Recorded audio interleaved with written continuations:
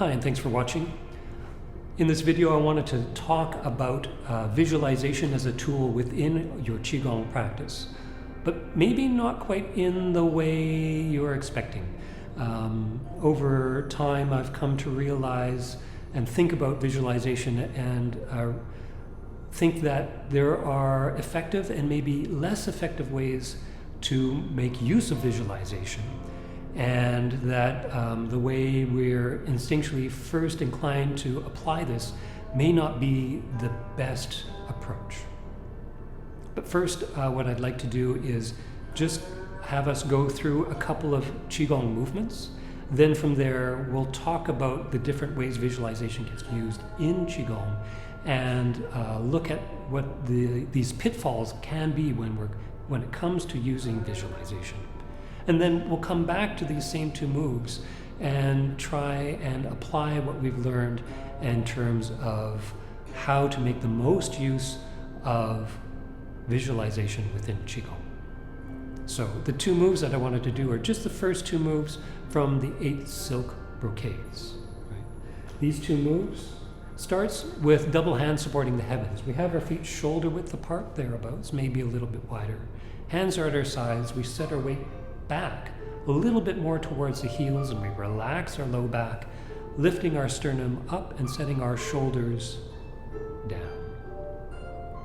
Double hands supporting the heavens, the first move, is one from here where we just set our weight down. We relax our hips and bend our knees, settling into our feet, at the same time extending our fingertips down towards the ground.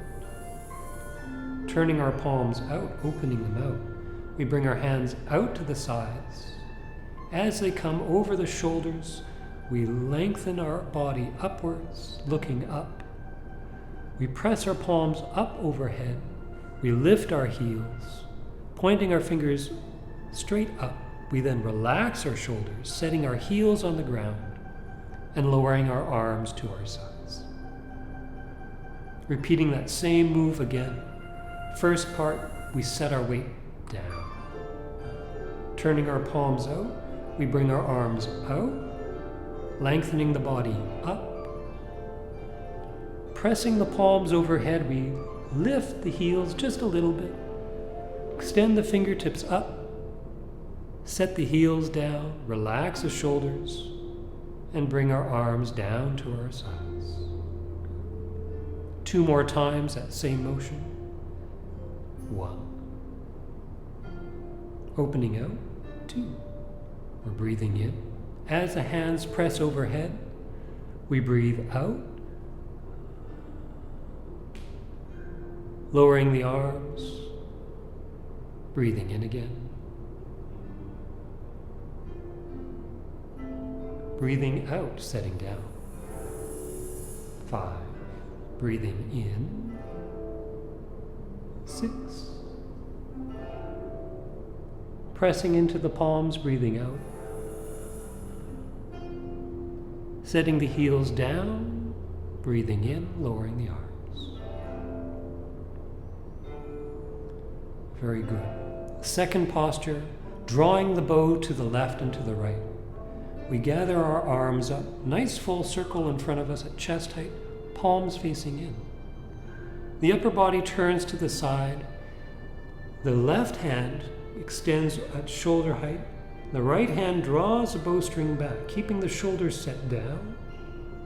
One palm pushing forward, the other elbow going back. 2.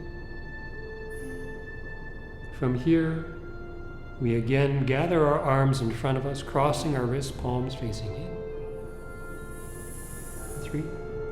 Turning to the other side. One palm forward, the other elbow drawing back.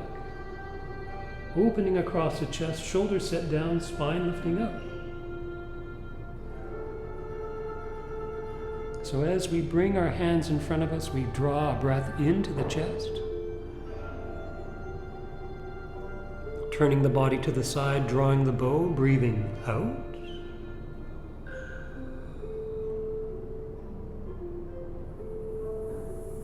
Breathing in, nice full circle in front of us. Turning to the other side, looking off to the horizon, drawing the bow back, breathing out.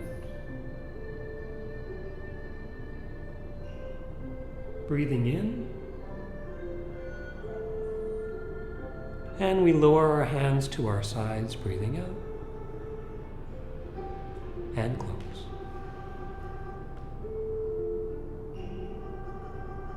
Very good.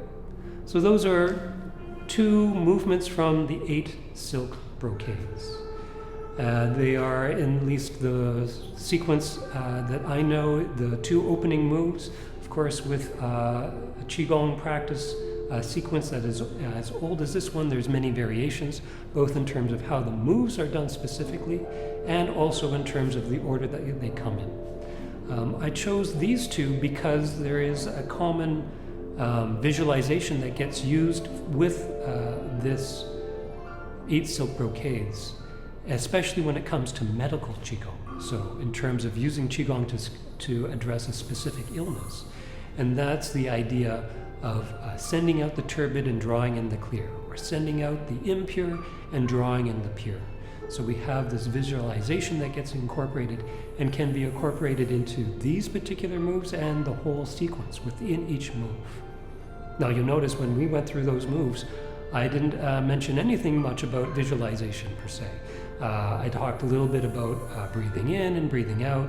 I said, oh, look off to the horizon, but otherwise relatively absent of any direct visualization. We'll come back to that in a minute, and the reasons for that. There's another common visualization technique that gets used in Qigong, and that has to do with imagining light, different colors of light, different locations, moving through the channels. And so that's another fairly common technique, again often used in terms of medical Qigong, but also the more general category of health Qigong. The difference between those 2 is that medical Qigong is usually focused on a very specific goal in terms of a specific illness or condition, whereas health Qigong is much more general.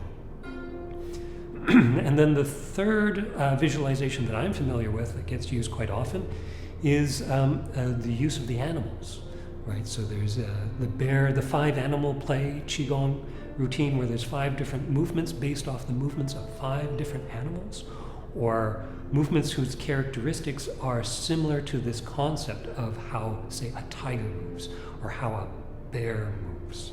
So this is one that engages the imagination and uses that as part of the practice of Qigong. So with all of these, there is this idea that that engaging the mind is an important part of this Qigong practice, which I agree with. Now, over time, what I've come to think about, in large part because of some research and reading I've been doing on neuroscience, where they come to similar conclusions that this connection between mind and body is very important in terms of maintaining or regaining the health of a person, and that it is the way that our body and our minds are designed to work.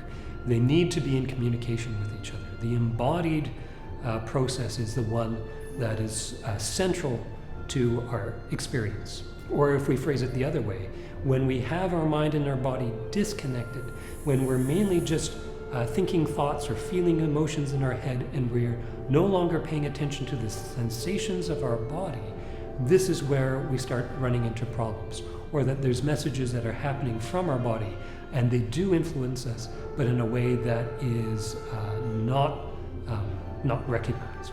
And so we get this conflict. And so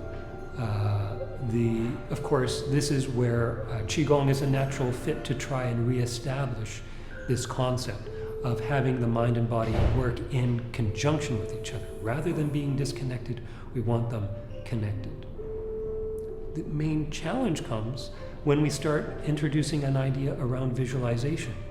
My general phrase in terms of encapsulating this process within Qigong in a positive way is that we're trying to shift our body from thinking into a state where we're doing more with sensing. So a body-led process, or trying to get ourselves into a state where the body and the sensations through movement take the lead. Now, when we start adding in visualization, we come into this very tricky bit of territory where it's very easy and very natural for us to then switch from sensing back into thinking. And so this runs the risk of then, instead of engaging both mind and body together, but the concern is, of course, that it becomes a mind-led or thought-led process rather than a body-led process. Another way of saying a similar sort of thing, especially when it comes to, say, medical Qigong, is that it's not the case that you're trying to will yourself to become better. It's not a process of mind over matter. The process of Qigong is one which is allowing the two to engage with each other and then to allow a state to happen. So let's talk about it a little more practically, and we'll talk about it in relation to this concept of sending out the turbid and drawing in the clear. How do we make this not a mind-led process? As soon as we put in that suggestion, then it becomes something that the mind grabs onto and then starts to try and make happen. How do we have it so that it works in the reverse? My suggestion around this is where we come back to the sensations of doing the Qigong. We talked about how the movements have this settling down, this opening out, this lifting up, and then this return. So there's a quality of movement that happens, extending out to the side and then gathering back in. There is, in other words, a natural sense of something expanding out, a natural sense of something settling back or gathering in. Right. With the breath, it is the same thing in terms of the movement of the rib cage, in terms of an opening and a closing that happens with the rib cage. And so there is this idea of sending the breath out, drawing the breath in. There is a matched quality of movement that happens where arms are moving away from the midline, drawing back into the midline, right? Open and close. My suggestion is that this is our starting point, and that we first want to ensure that we have this quality front and center in terms of our practice. From there, then we can be curious about the quality of the sensation. When things expand out, there's a quality of something moving outwards. What does it feel like? Can we add more sensation or more clarity to the sensation of something being sent out? When we have first a general sense of open and close, or expansion and settling back, and then we clarify it a little bit more so it feels like it's moving in a particular direction, then we can be curious about what it could be that's being sent out. What is it that could be? What is it that it feels like is being drawn back in? This is, it takes these steps and these stages. And in that process, there's another process that also needs to happen, which of course is that there needs to be a process of trust. Right? When we start to be curious about what's being sent out, we have to trust that it is the turbid that is being sent out. We have to have enough familiarity with the sensation of things drawing back in that we have already pre-instilled in the experience in our practice, a trust in the practice, a trust in the connection between our mind and our body and the movements, so that it's a process that naturally unfolds rather than one that we're trying to orchestrate.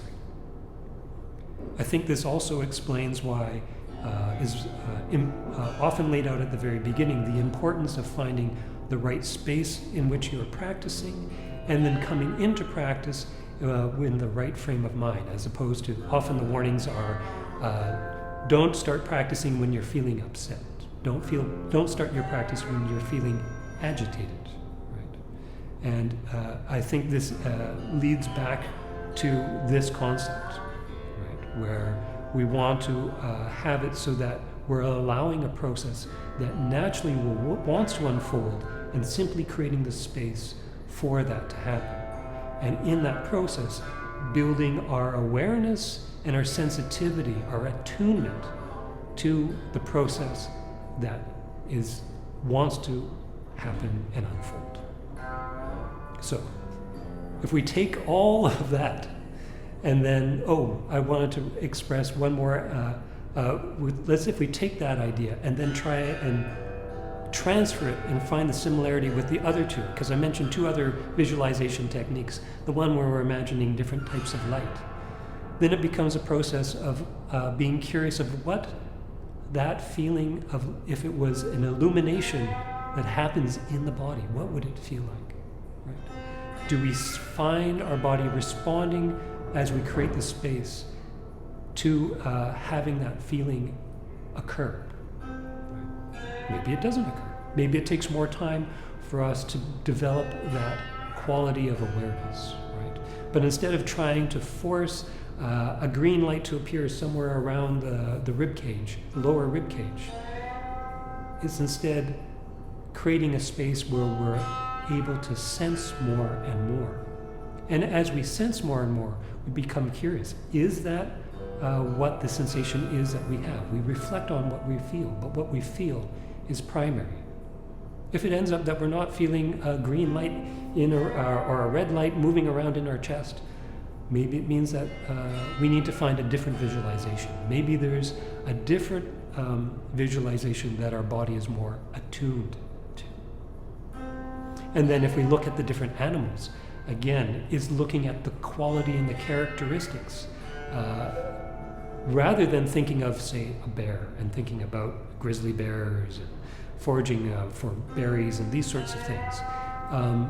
It's actually the reverse. We need to find the qualities that the bear represents. Well, how do we find these qualities? It comes back to actually finding the movements and feeling what the movements feel like, and feeling that the movements are one that feel broad and low and centered and have a rocking or swaying quality to them, that it's expanded, it's not rigid, but it has a rolling quality. Those are the qualities that we want to try and concentrate on, to try and cultivate. Because there's a number of these different characteristics, and we need to bundle them into something and refer to them as a single word. The word that has been chosen is bear.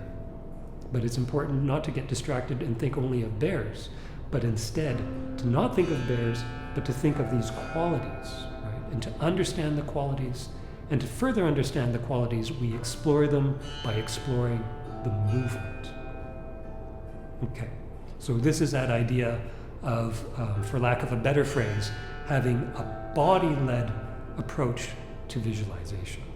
So if we come back to those two moves that we started with, double hand supporting the heavens and drawing the bow to the left and right, how do we incorporate that into these particular moves? So double hand supporting the heavens, first finding our alignment, turning our intent inwards, and then from there, setting the weight down, extending the weight, and letting it drop down into the ground. It's almost like we had a weight on our shoulders and we let it drop, and then that creates a lightness which allows the body to draw in and lift up. If we continue that, so we lengthen the body and extend overhead, we can press overhead, and then it's like something being lifted again off the shoulders, almost like a weight. And as that lets go, we allow our arms to return back to our sides. The same sort of thing. Again, feeling for that settling down, sinking down into the ground. As the hands come up, drawing in, breathing in. Pressing overhead, out into the palms, out to the fingertips. Setting the weight down, lowering the arms. Hands coming back to our sides. The second move, drawing the bow to the left and to the right. We lift our torso up, shoulders set down, arms set in a nice big circle in front of us. Holding that circle, we turn off to the side. And then we extend that circle out towards the front palm, as we draw the other elbow back, extending to the palm, and then from there we let that go and draw the hands gathering up in front of us,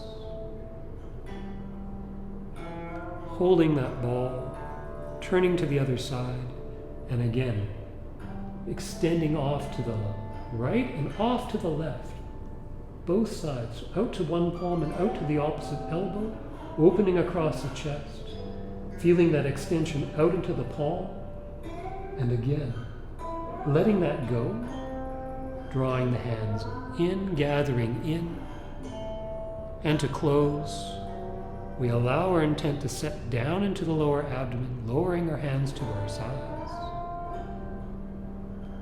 Feet side by side, lowering the hands down in front of the body, and close. Very good. Thank you for watching. Keep training, keep practicing, and take care.